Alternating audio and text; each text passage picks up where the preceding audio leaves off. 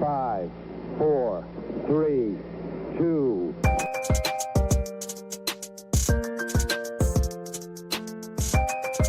Tier 1 performance.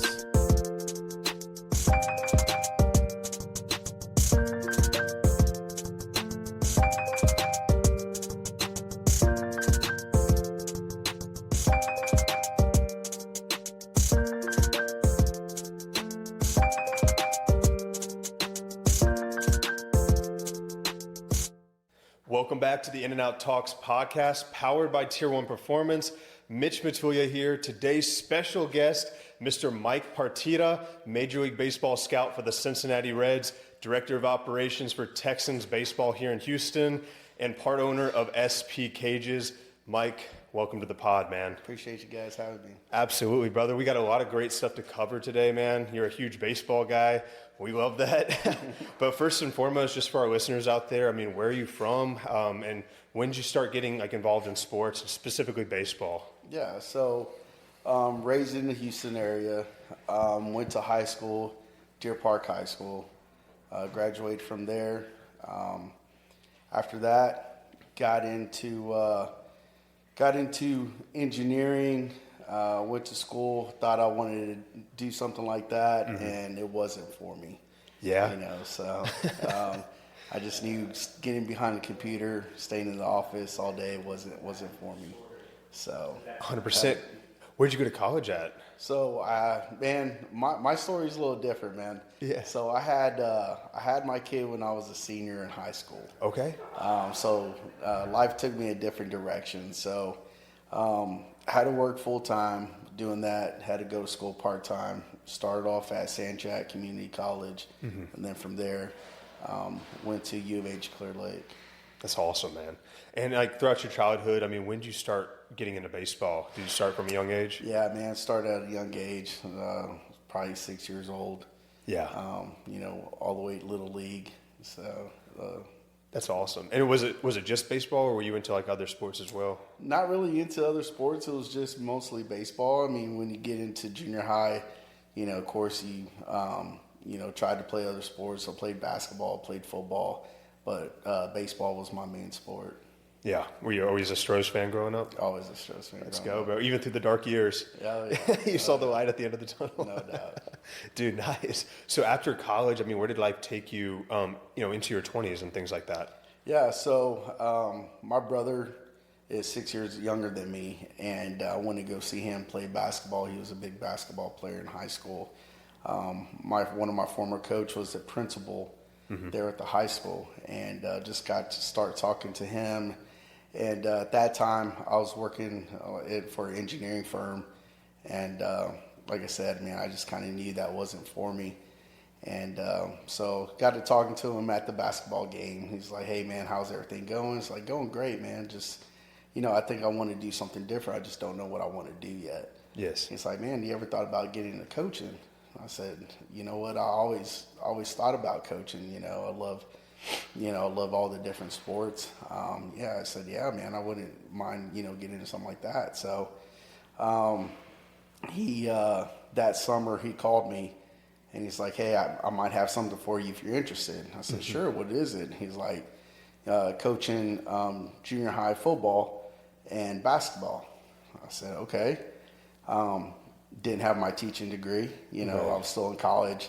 But, talking to him, he's like, hey, try education out, and see how you like it. So switched my major over to education. So while I was doing that, I was working at the junior high coaching. So worked out really well. That's awesome. And what junior high were you at? Fairmont Junior High. Fairmont. Is that what school district? That's in Deer Park. Deer Park? Yeah. Dude, that's awesome. And did you gravitate to other sports as well, or is it? Yeah. So after that, after my first year, like I said, I was a big baseball guy. So at that time, Deer Park coach was Ricky Crawford. Went to go talk to him at the high school, and I told him like, hey, look, I'm interested in coaching high school baseball. At that time, I was working at the junior high, so he's like, hey, why don't you come over after school, come over to the high school and help us out. And so end up doing that, and that ended up getting me into the baseball program at the high school, ended up getting a job at the high school. So ended up coaching there at the high school for almost 7 years. That's awesome, dude. And what subject were you teaching in school? I was in school suspension teacher. ISS, dude. You're getting kids in headlocks. Give them the business. It's crazy, but I'm sure you got some stories. Oh yeah. Dude. And from Deer Park, what was next for you as far as your career goes?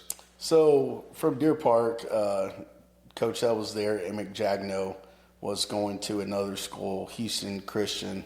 It was a private school.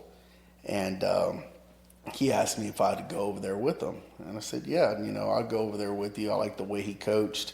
I learned a lot from him. And so I thought it was a great opportunity to go out there and make that move. That's awesome. And did you guys have some good talent over the years when you were at Houston Christian as well? We did. We had really good talent. We had some guys that ended up playing some college baseball. We had Shane Boz, who played with us for a year. Ended up getting drafted by the Pittsburgh Pirates. But I ended up leaving after a year there, and that's when I got into Division I baseball, my first college job. What? And where was that at? Southern University in Baton Rouge, Louisiana. Let's go, dude. And in the SWAC, correct? In the SWAC. And what year was this? That was 2015. 2015. Oh, you know Sam May then. I think we spoke to you about him. Yeah. Okay. So Sam was there. Yeah, Sam was there before. I know the name. I came in after him. Okay. And then Brady May, Connor Baumgartner, those are all Kingwood guys that we grew up with that all went to Southern. I don't think they lasted all 4 years, but they might have left right before you got there. Yeah. Okay. And what was your experience at the Division I level at Southern University in particular? Yeah, it was an eye-opening experience. My first college job, right? Coming out of high school, working with high school kids.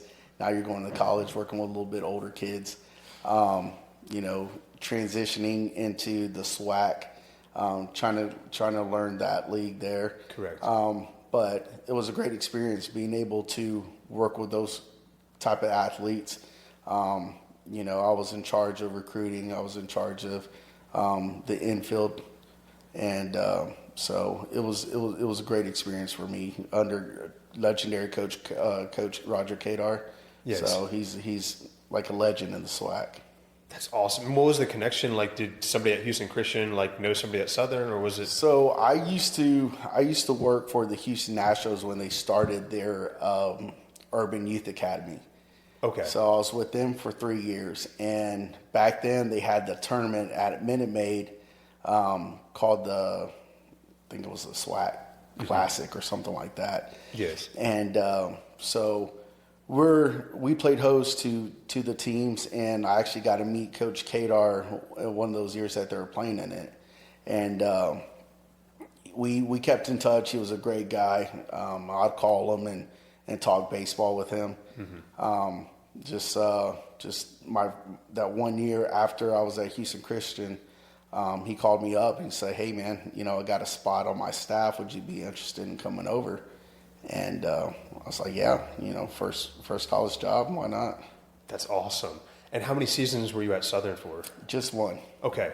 Yeah. And then what was next in your journey after that? So after that, I went to Alvin Junior College.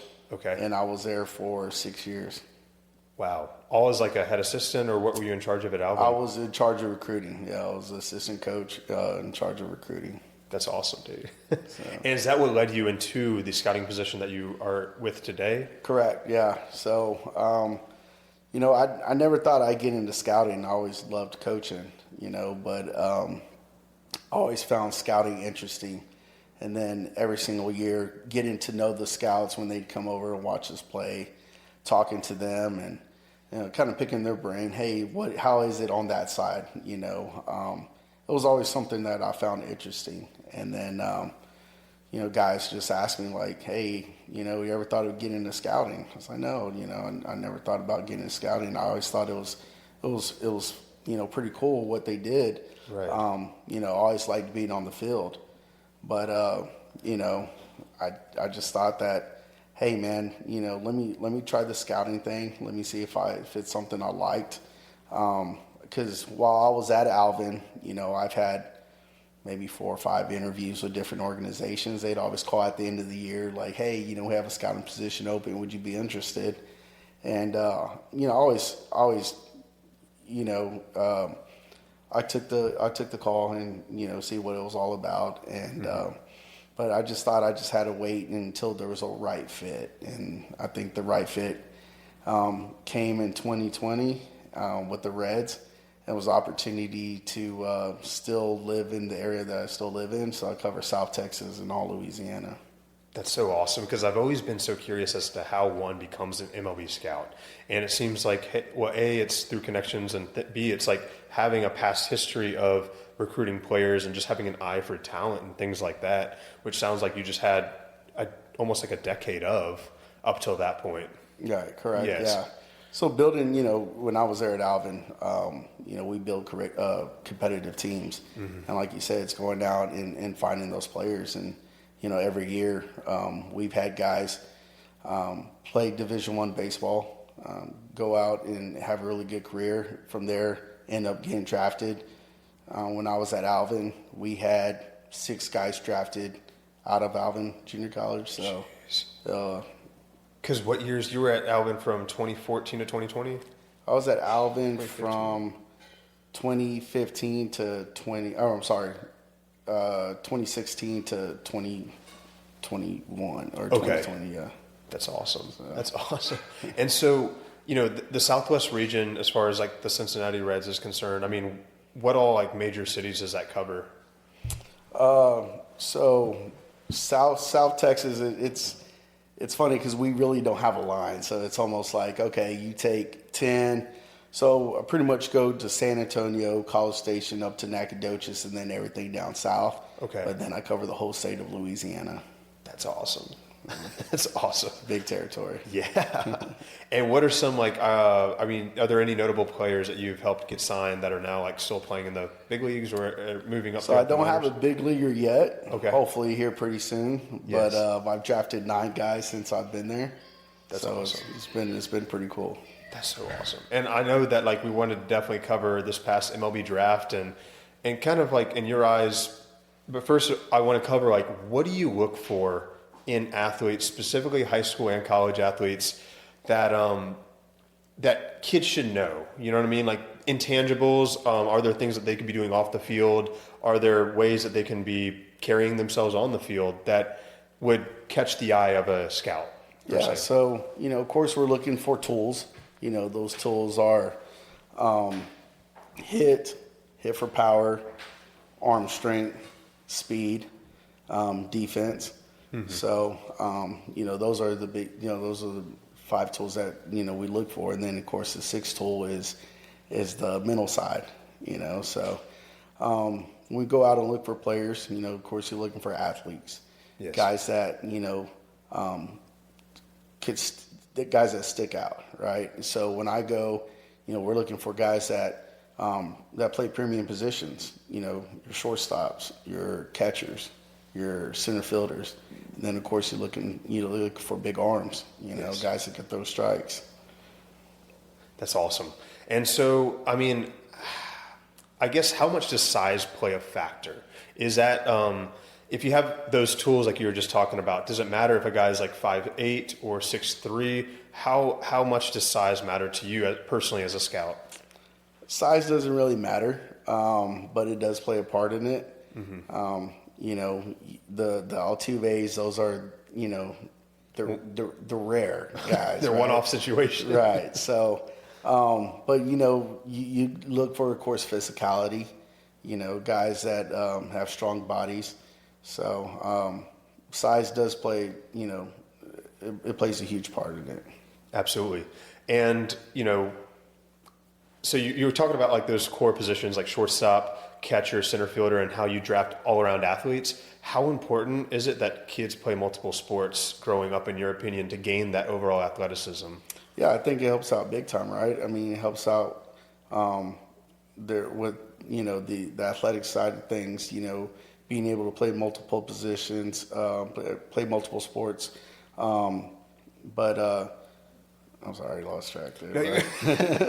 But yeah, no, being able to play multiple, sports, I think it's great. Football guys, you got guys that play basketball. It's helped with their athleticism for sure. Absolutely, because like Jordan and I, we talk about this all the time. Like we work with kids, and I'm sure you do too, that like specialize in just baseball from a very young age. And I try to persuade them because I see them kind of lacking athleticism over the years. They might be really good at like hitting, but they lack like that lateral movement, things like that other sports can teach. Right. So I feel like, at least up until high school, like try to play multiple sports, try to get your feet wet in other areas, maybe football, basketball, track and field, martial arts, what have you. But I'm glad you said that because we're always trying to preach that to our kids that we work with, especially the young ones. Right. And so now, what are you up to today? I know that you're a partner with SP Cages. Want to talk about that a little bit? Yeah. So Gabe Solis had the idea of building some cages, and he just didn't want to build any type of cages. He thought like, hey, let's build something that offers a lot other things and for the community. So, we have, of course, the hitting facility. We have a strength and conditioning building. We have a golf simulator that's fixing to come up. But we wanted to be different from everybody else and not just focus on just one thing. We wanted to have a place where guys could come in, have fun, hang out with their friends, get some hitting in, get some lifting in, be able to hit some golf balls, and just make it a fun atmosphere. That's awesome. That's really cool. And I mean, it caters to so many different sports that are around Houston, and it's right outside the Galleria, right? And for all those viewers out there, outside the Galleria area, right off outside, of inside the loop. Inside the loop. Yeah, right there off of Chimney Rock, Fountain View area, right there. That's awesome. And I know that you had mentioned you're also a part of the Texans baseball organization.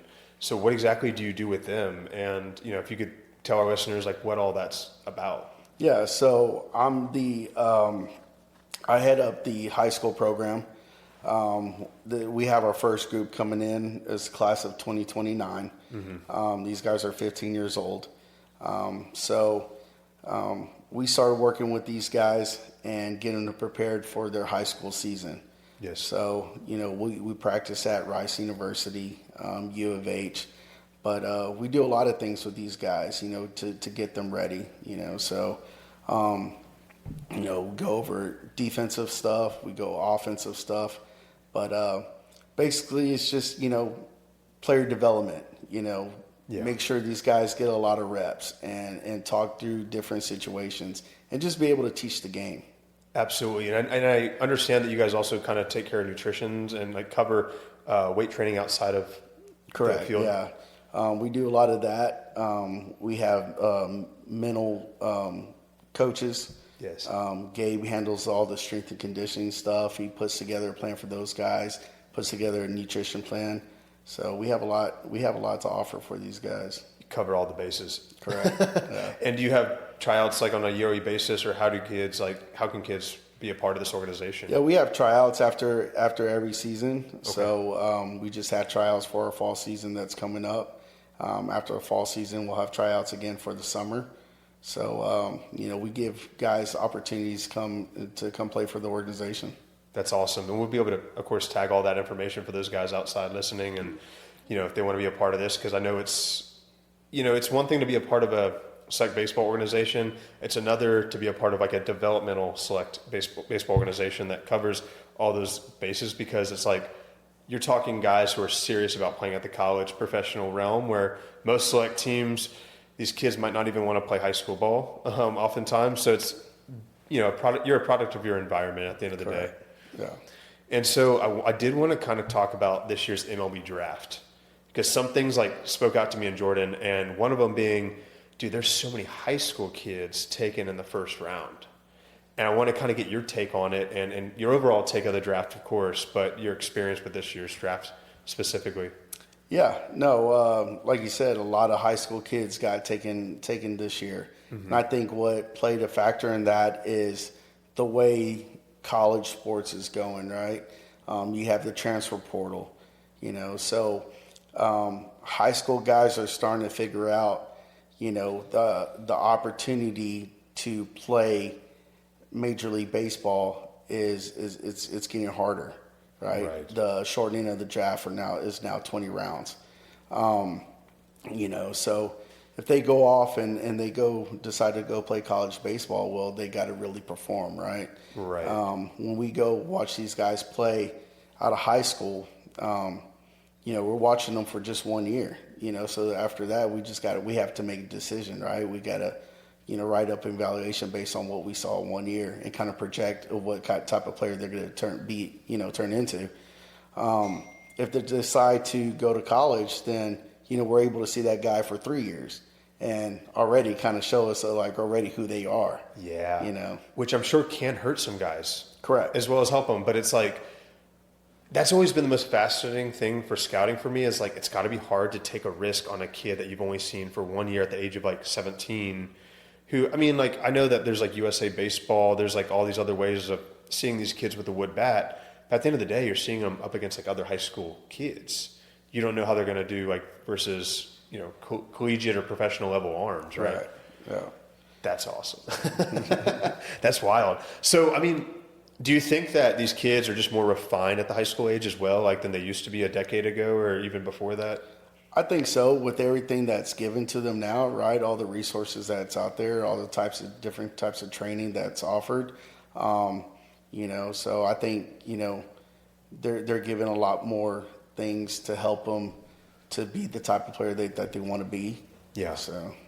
Absolutely. Because, I know that the Division I level, especially the top Division I level, it seems like those guys are almost MLB ready by the time they leave college. Correct. Yeah. It's weird seeing guys only play a season in the minors and then all of a sudden they're up in the big leagues.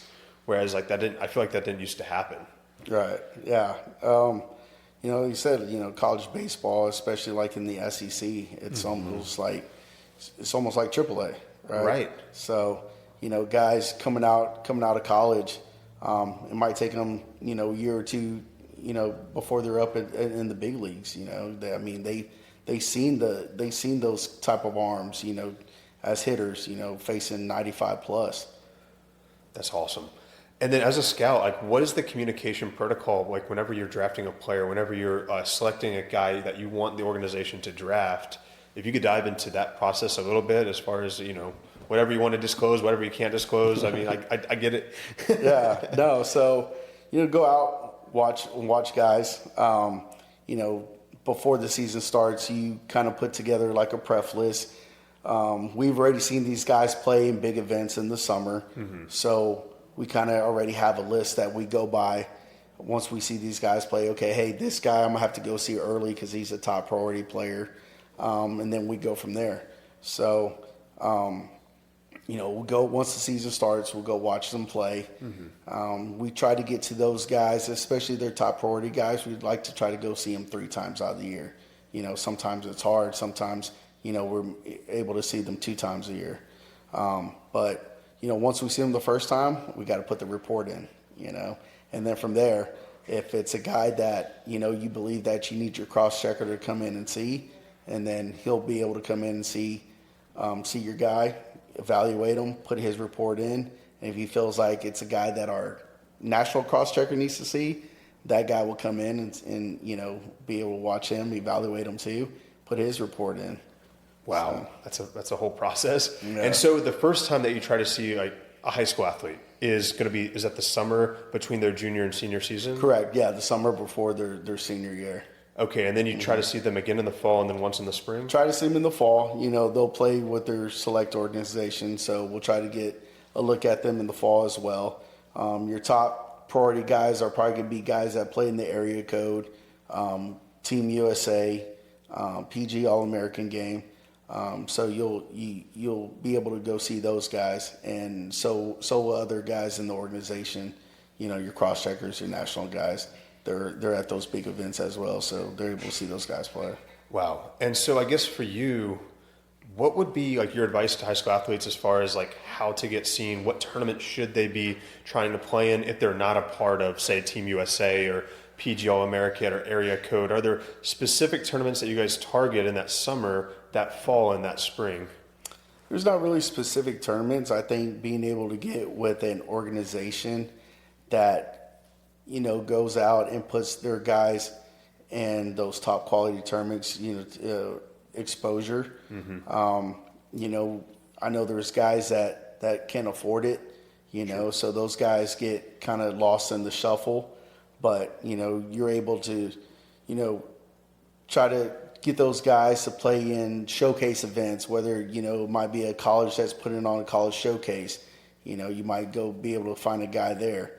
But, I would say, try to get with an organization that's going to put you out in front of schools, college coaches, to be able, to be seen.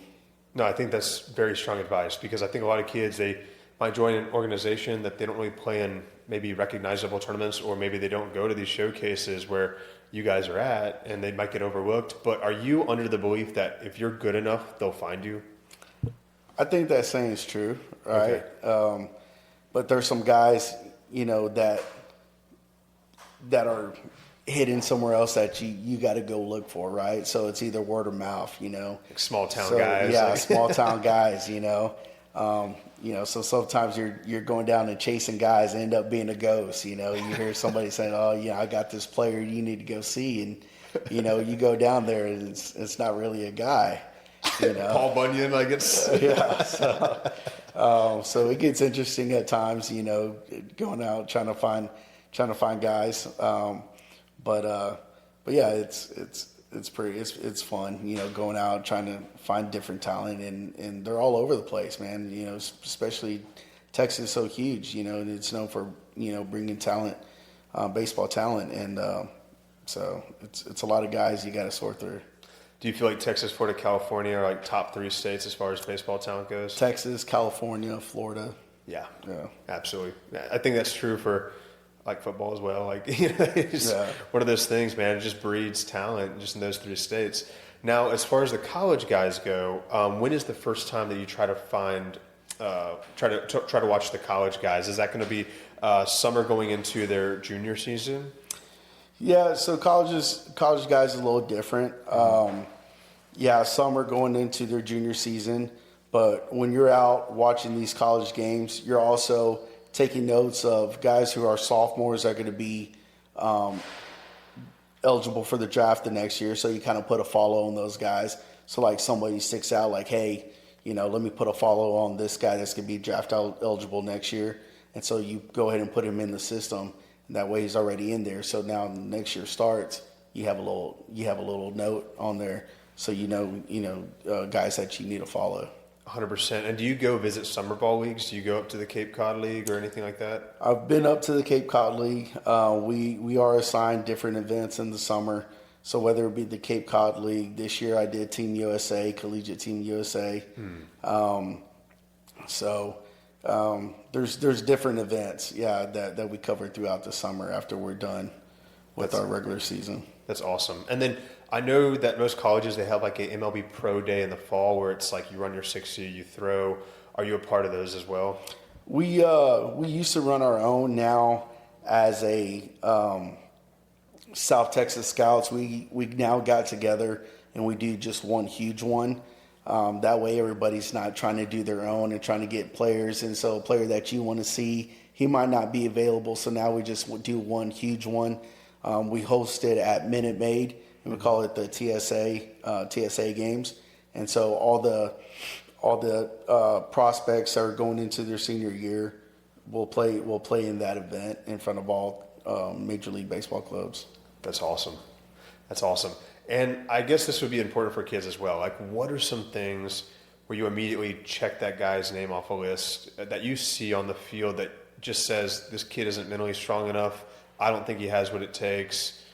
Even if he does have the physical attributes, what are some things that are just like turnoffs to you as a scout? Yeah, I think body language plays a big part of it, right? Mm-hmm. Body language, not being a good teammate, how you handle adversity, striking out. What do you do? Do you go throw your helmet or you go throw your bat in the dugout? Right. So it's just things like that we're looking for. Like you said, might not be mentally strong enough. And so those guys, he probably needs to go to school, right? Probably need to develop that. and go through that. But you got some high school guys that they can handle that kind, right? They can handle that kind of failure. They can handle that kind of adversity. So I think that's some of the separators as well. That's important, man. Like that separate those kids that need to go to college versus, hey, he's ready to go to the professional level. Right. Yeah. Because, I mean, you're not always looking for guys going like 4 for 4 or 5 for 5. It's like, hey, you want to sometimes, I feel like, see those games where they go 0 for 4 and see how they react to it, right? Yeah, correct. Yeah, I mean, I think that plays a huge part in understanding who that player is, right? And, how does he bounce back from it? Does he carry it to the field, or does he's like, hey, he flushes it, comes back and, might not have a great game that day, but if you go back and see him the next day, has a really good game. That's awesome. And as far as your experience goes, like guys who make it to the big leagues, right? Like what do they do differently versus, say, some standout guy that you might see in high school or college that might have the physical tools to make it? I mean, what's the difference between the guys who make it and the guys who don't? I think it's the ability to do the things that other guys are not willing to do. Right, to put in the work other guys are not willing to put in, and making sacrifices, being disciplined, being consistent. You have guys that might have the talent but don't have the work ethic, and sooner or later that work ethic is going to pass those guys that are pretty talented. I've seen it, many times with players that I thought like, hey man, this guy has a really good chance of playing pro ball, but it just didn't work out because he stopped working, right? Some guys, there's guys that don't know how to work, and when they get into pro ball, maybe they need to get with somebody that could teach them like, hey man, this is how we do things around here. So it gives them an opportunity, to try to make it. But yeah, I think that plays a big part in, being mentally tough, being mentally ready, and being able to do the little things. I like how you mentioned sacrifice. I think Jordan and I, we always mention to our athletes discipline. It's like that's what helps separate you in this game. I mean, you can't go out like binge drinking and expect to make it anymore. Those days are over, right? Like this isn't the 80s.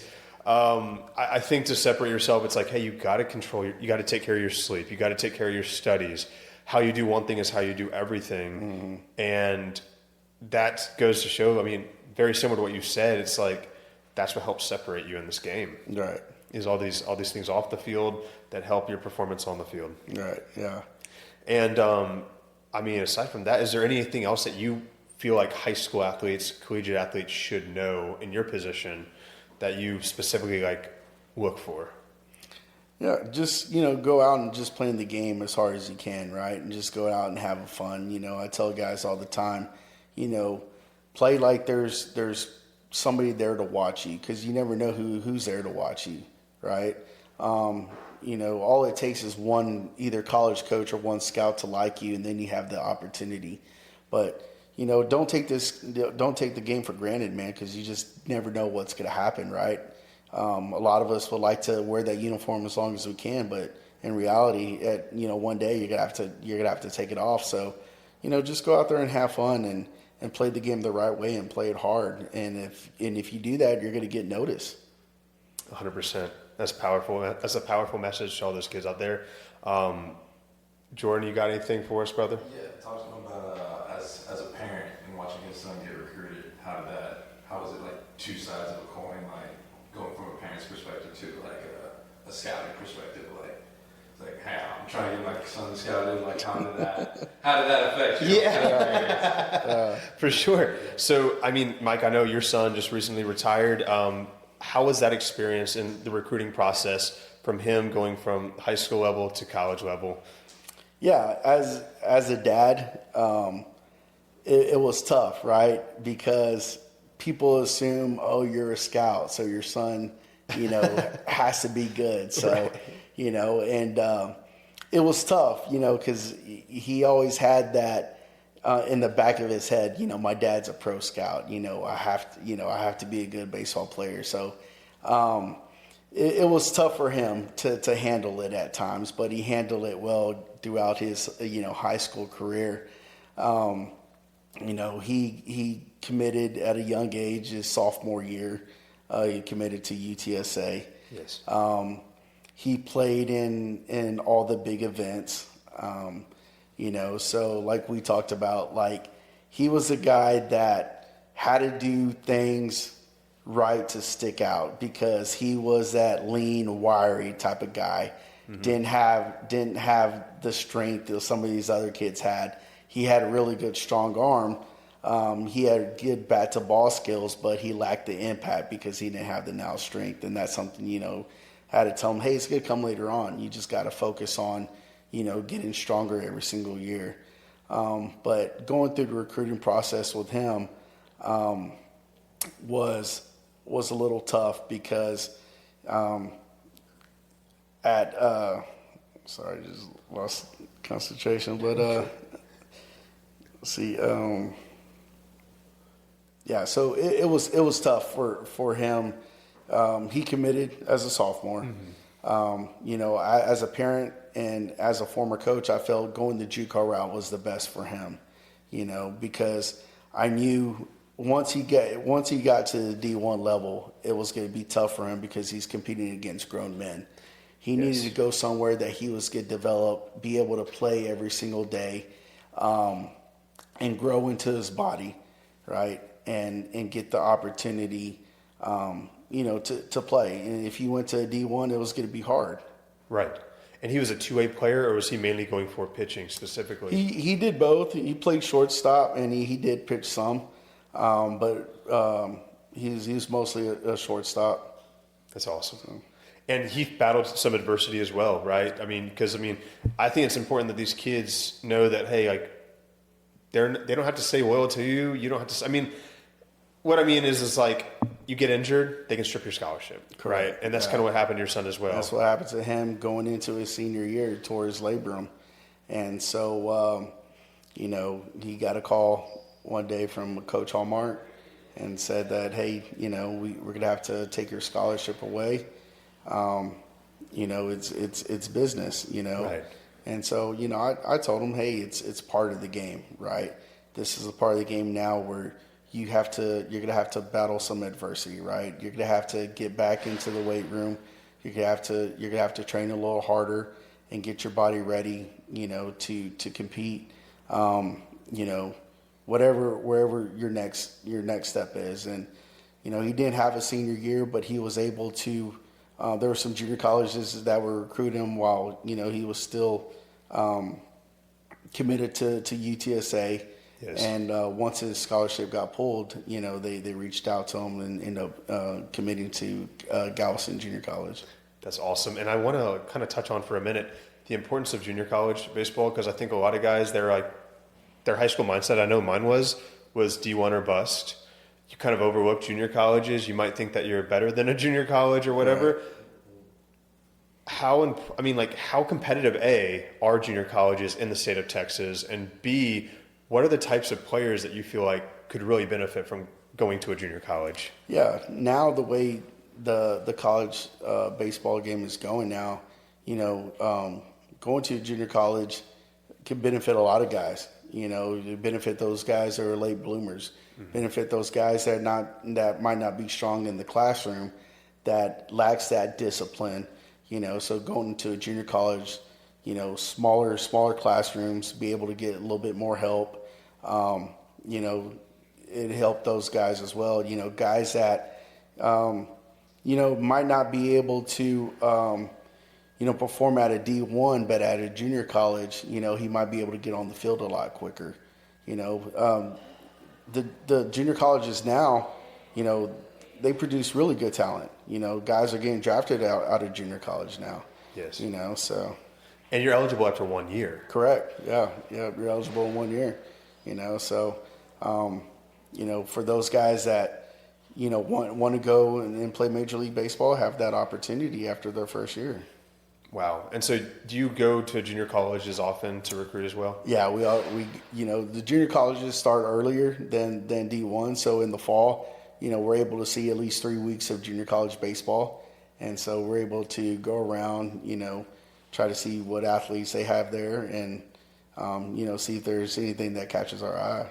I like that you mentioned that because they have about a 40 to 50 game fall and then again a 50 game spring. Yeah, they play junior college. They play a lot of baseball, man. You have no choice but to get better. Yeah, and that's the good thing about it. It's you're, like you said, you're playing 50 games in the fall, then you're playing 50 plus games in the spring. So you have every opportunity to get better, right?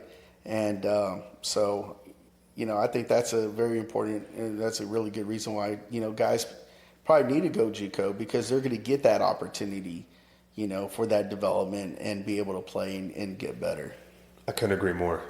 What about does he favor D2, D3 guys over JUCO guys, or do you even look at D2, D3 NAIA guys? Yeah, I actually saw an NAIA guy this year, and I ended up turning him in. He ended up getting drafted. Really? Yeah. So it just goes to show you, if you're good enough, they'll find you, whether it's at the Division II, Division III, or NAIA level. Right. It's not so much I know a vast majority of Division I schools are going to be better than the vast majority of D2, D3s, but it's there's a few diamonds in the rough, right? Correct. Yeah. Yeah. And there was one this year at U of H Victoria, left-handed pitcher that got drafted this year. Again, he was a guy that buddy of mine down in Victoria has a select team. He called me up. He's like, Mike, you need to come see this kid. He's left-handed. He, he's up to 95.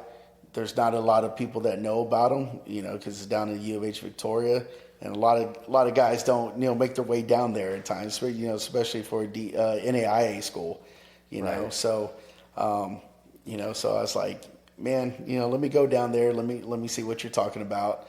So I went down there. I saw him pitch, and sure enough, first pitch out of his hand was 95. And so it's like, okay, stick around here a little longer. Let me see what he can do.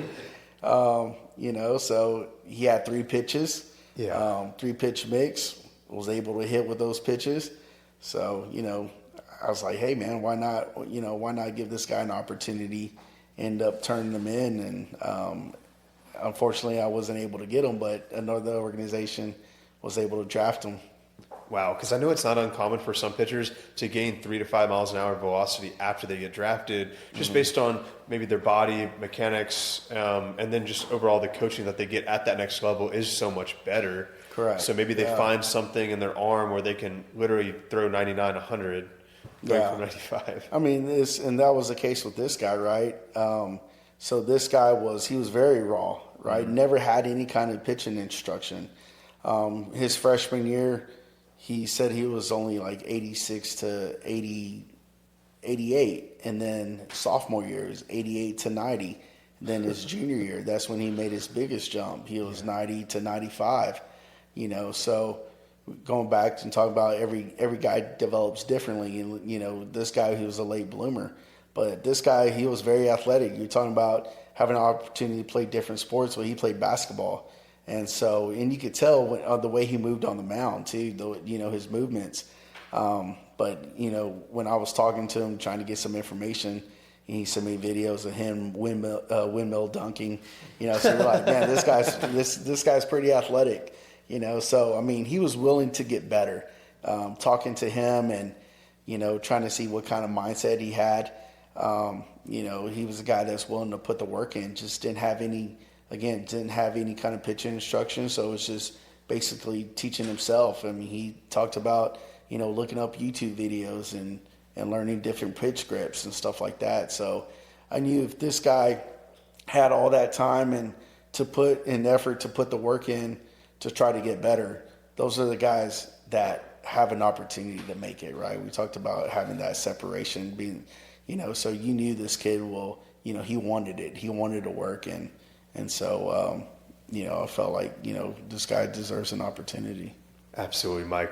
Well, man, I know we could talk baseball all day. I really appreciate you coming on the podcast with us. We're going to get you on again.